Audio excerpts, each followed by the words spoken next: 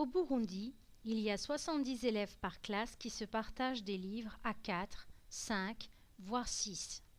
Ces livres ne quittent jamais l'école et par conséquent les enfants ne bénéficient pas du précieux temps où l'on s'exerce seul, qui permet l'assimilation des connaissances nouvellement acquises. À ce problème s'ajoute celui des connaissances des enseignants en langue vivante. En français, langue officielle du pays, les enseignants ont en moyenne un niveau qui ne dépasse pas le niveau de débutant, de niveau A2. Pour faire face à ce défi, UNICEF Burundi a numérisé les programmes scolaires de l'enseignement du français au moyen d'une plateforme didactique interactive.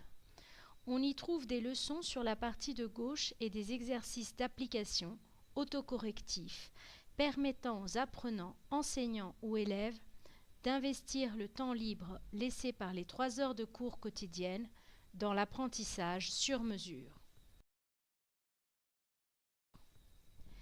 Ces exercices autocorrectifs sont oraux et écrits. Les exercices écrits, tels que des textes à trous, des questionnaires à choix multiples, des exercices d'association et des mots croisés, invitent les utilisateurs à devenir actifs.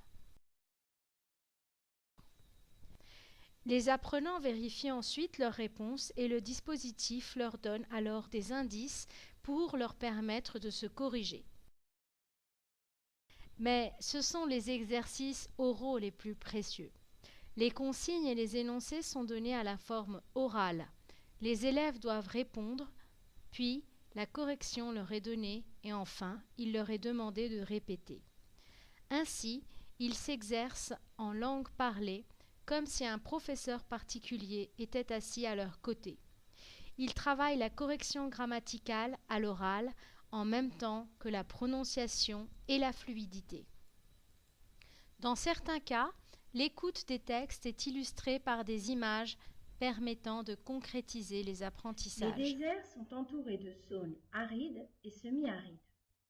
Aride signifie sec. Ce dispositif permet une progression dans l'apprentissage car au sein de chaque unité, les leçons disparaissent graduellement et seuls demeurent les exercices. À la fin de chaque unité, un bilan est proposé pour mesurer les acquis.